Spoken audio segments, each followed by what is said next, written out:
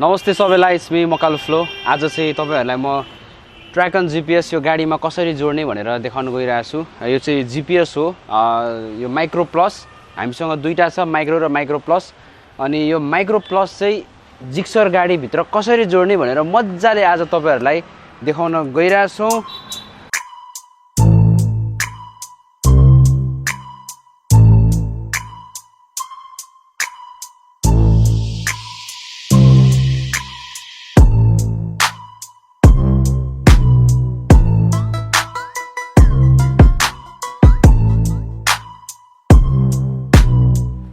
तपाईले जीपीएस चाहिँ जहाँ पनि राख्न सक्नुहुन्छ। तपाईलाई कुन ठाउँमा तपाईको गाडी चाहिँ सेक्युर लाग्छ, मैले जीपीएस यहाँ राख्दाखेरि चाहिँ मेरो गाडी अरूले थाहा पाउँदैन जीपीएस यो ठाउँमा राखेको छ भन्ने कुरा थाहा पाउँदैन भन्ने तपाईलाई जहाँ लाग्छ त्यही ठाउँमा तपाईले राख्न सक्नुहुन्छ। जीपीएस एकदम सानो छ, त्यो भएको हुनाले मैले चाहिँ जीपीएस यहाँ राख्ने भएको छु, यहाँ भित्र।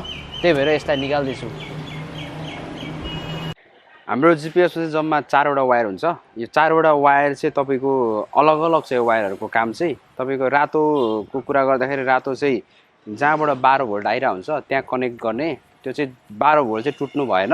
अनि यो कालो वायर यो ग्राउन्डमा जोड्ने, तपाईको यो ओरेन्ज जुन छ यो चाहिँ इग्निसन, तपाईको यो चाबी बन्द हुँदाखेरि तपाईको यसमा करेन्ट आउनु भएन, अनि चाबी खुल्दाखेरि यसमा 12 भोल्ट आउनु पर्यो। अनि तपाईको यो येल्लो भनेको चाहिँ रिलेमा जोड्ने हो। अब यो कसरी जोड्ने भन्ने तपाईहरुलाई कन्फ्युजन हुन सक्छ। त्यसको लागि तपाईसँग यो एउटा मल्टिमिटर हुन्छ। यो मल्टिमिटर चाहिँ तपाईलाई चाहिन्छ। अब कसरी खोज्ने त त्यो तारहरु भन्नको लागि कसरी खोज्ने भन्नुहुन्छ भने हामी तपाईलाई देखाउन गइरहेका छौं। अब यो मल्टिमिटरबाट निस्केको रातो वायरलाई चाहिँ हामी यो चाबीको यो दुलोमा यसरी राख्ने। भाइ समाउ त। अब यो कालो वायर जुन मल्टिमिटरबाट निस्केको हुन्छ, यो कालो वायरलाई चाहिँ तपाईले कुनै पनि मेटल पार्टलाई छुएर यो कराउने गरेर यसरी यो मेटल पार्टमा छुँदाखेरि चाहिँ यो करायो भने तपाईको हाम्रो माइनस जोड्ने ठाउँ यो हो भनेर थाहा पाउनु पर्छ है। कालो तारलाई हामी यहाँ कनेक्ट गर्छौं। हाम्रो यहाँ आवाज आइराछ। हामीले कालो तार जोडिसकेका छौं। अब रातो तार जोड्नको लागि चाहिँ तपाईले के गर्नुपर्छ भन्दाखेरि यो मल्टिमिटरको यो 20 मा राख्ने, यो यसलाई 20 मा राख्ने। अनि त्यसपछि तपाईको यो कालोलाई चाहिँ कालोमा राख्ने। अनि त्यसपछि तपाईले कुनै पनि यो वायरमा चाहिँ टच गर्दाखेरि चाहिँ तपाईको मल्टिमिटरमा 12 आउँछ भने 12 भोल्ट आउँछ भने तपाईको यो चाहिँ रातो जोड्ने ठाउँ हो भनेर थाहा पाउने हो। अब यो रातो चाहिँ हामीले चाहिँ यो अगाडि नै खोजिसकेको थियौं र हाम्रो चाहिँ सजिलो भयो हैन। तपाईहरुले चाहिँ कुनै पनि वायरमा तपाईले यसरी यो टच गरेर थाहा पाउन सक्नुहुन्छ। अनि यसरी 12 को यो देख्ने बित्तिकै यो 13 हुन्छ नि, 12 भन्दा माथि हुनुपर्छ। त्यसो हुने बित्तिकै तपाईले त्यहाँ कनेक्ट गर्ने। हामीले यहाँ कनेक्ट गरिसकेका छौं। तपाईले यो रातो तार खोज्दाखेरि चाहिँ तपाईको गाडी चाहिँ अफ हुनुपर्छ। चाबी अफ गरेर मात्रै तपाईहरुले यो खोज्नु होला, न त फेरि पछि कनेक्सन यता न उता हुन्छ कि।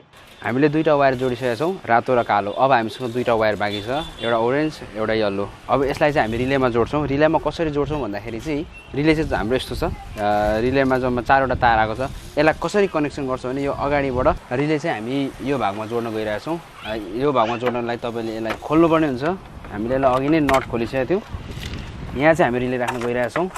अब रिले जोड्नलाई चाहिँ कसरी थाहा पाउने हो त भन्दाखेरि चाहिँ तपाईको यहाँबाट यो चाबीबाट आएको तार हेर्ने। पहिला यहाँ घेट्टन्नै तार छ, तर तपाईले चाहिँ अरु कुनै तारलाई नहेरेर यो जहाँबाट चाबीबाट जुन तार चाहिँ तपाईको चाबीबाट कनेक्ट भएर आएको छ त्यो तार खोज्ने। अनि त्यो तार खोज्दाखेरि हाम्रो चाहिँ यहाँ छ।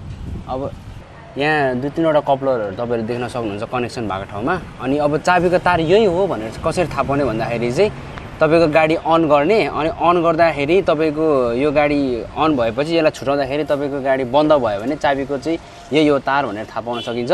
हामी यसलाई कसरी भने अन गर त। अब यसलाई हामी छुटाउँछौं। ल यसरी गाडी बन्द हुन्छ भनेपछि अब यसलाई फेरि हाल्छौं। अन गर त। ल भनेपछि हाम्रो अब बन्द भयो। ल भनेपछि हाम्रो यो तार चाहिँ चाबीबाट आएको हो भनेर यसरी थाहा हुन्छ। अब यो तारमा हामीले कसरी चाहिँ रिले जोड्छौं भने यो हामीले चाबीबाट आएको दुईटा तार जुन छ, दुईटा तारमा एउटा इग्निसन पत्ता लगाएर हामीले यसरी दुईटा यो तार कनेक्ट गरिसकेका छौं। अब हामीसँग यो रिलेमा रह्यो दुईटा तार। अनि हामी जीपीएसबाट आएको नि दुईटा तार बाँकी थियो हैन, एउटा ओरेन्ज अनि एउटा येल्लो। अनि येल्लो चाहिँ हामी जीपीएसबाट यो रिलेबाट आएको येल्लो, यो येल्लोमा कनेक्ट गर्दैछौं जीपीएससँग। अनि यो ओरेन्जलाई चाहिँ हामी अघि कट भएको जुन भाग छ त्यो इग्निसनको तल्लो वायरमा चाहिँ हामी यसरी यसलाई कनेक्ट गर्छौं। यो चाहिँ हाम्रो इग्निसनको हो जुन जीपीएसबाट निस्केको छ। अनि यो बाँकी रह्यो यो सेतो चाहिँ हामीले 12 भोल्ट कन्टिन्युअस 12 भोल्ट आउने ठाउँमा कनेक्ट गर्ने हो। यसरी हामीले चाहिँ अघि नै हामीले अघिल्लो त्यो जिपिएस जहाँ कनेक्ट गरेको छौँ 12 भोल्ट त्यही नै हामीले चाहिँ त्यहाँबाट नै हामीले तार ल्याएर यसरी यसलाई 12 भोल्ट दिएको छौँ। तपाईँले यसरी कनेक्ट गर्नुपर्ने हुन्छ। तर अप्सनमा तपाईँले यहाँ यो चाबीबाट आएको 12 भोल्ट कन्टिन्युअस 12 भोल्ट छ, यसमा पनि तपाईँले कनेक्ट गर्न सक्नुहुन्छ। तर हामीले चाहिँ उताबाट अघि नै कनेक्ट गरिसकेको हुँदाखेरि त्यहीँबाट हामीले यसरी जोडेर ल्याएको छौँ। अब यसरी हाम्रो जिपिएस हुन्छ रेडी। अब यसलाई मजाले टेपिङ गर्नुपर्ने हुन्छ। तपाईँले टेपिङ गर्दा एकदम ध्यान पुऱ्याउनु पर्ने हुन्छ। हामीले जिपिएस जोडिसकेका छौँ अनि हाम्रो रिले चाहिँ यसरी यहाँ कनेक्ट गरेका छौँ। तपाईँले देख्न सक्नुहुन्छ रिलेलाई यहाँ राखेको छ। वायरिङ टेपिङ एकदम मजाले गरेको छ। तपाईँहरूले मजाले यसरी गर्नु होला। अनि त्यसपछि जिपिएसबाट निक्लेको तारहरूलाई चाहिँ हामीले यसरी जिप टाईले यसरी म्यानेज गरेर राखेको छौँ। तपाईँहरूले एकदम म्यानेज गरेर राख्नु होला। अनि त्यसपछि जिपिएस चाहिँ हाम्रो यस्तो खालको छ। यो जिपिएसलाई चाहिँ हामीले अहिलेलाई यहाँ राखेका छौँ यसरी कनेक्ट गरेर। अब तपाईँहरूले जिपिएस चाहिँ कुनै पनि कुनामा तपाईँहरूले जिप टाईले बाँधेर राख्न सक्नुहुन्छ। अहिलेलाई चाहिँ हामीले यहाँ राखेका छौँ। फाइनली हाम्रो जिपिएस इन्स्टल भइसकेको छ। आज तपाईँहरूले इन्स्टल गरेर देखाइसकेका छौँ। हामीले हाम्रो गाडीमा कसरी इन्स्टल गऱ्यौँ भनेर तपाईँहरूलाई देखाइहाल्यौँ। आज हामीले इन्स्टल गरेको चाहिँ माइक्रो प्लस हो। माइक्रोमा चाहिँ तपाईँहरूले यो रिले हाल्नु पर्दैन, तर माइक्रो प्लसमा चाहिँ तपाईँहरूले रिले हालेर यसरी इन्स्टल गर्नुपर्छ भन्ने कुरा आज देखाइहाल्यौँ। अब तपाईँहरूले तपाईँहरूको गाडीमा पनि हाल्नुहुन्छ भने मलाई सम्पर्क गर्नु होला, नत्र तपाईँहरूलाई म जिपिएस ट्र्याकन जिपिएसको लिङ्क तल राखिदिन्छु। त्यसमा तपाईँहरूले गएर चेक गर्न सक्नुहुन्छ। आजको हाम्रो भिडियो कस्तो लाग्यो डु कमेन्ट्स। अब तपाईँहरूको गाडी हराउँदैन भन्ने कुराको जिम्मा म लिन्छु भन्दै आजको भिडियो यही अन्त गर्छु। धन्यवाद।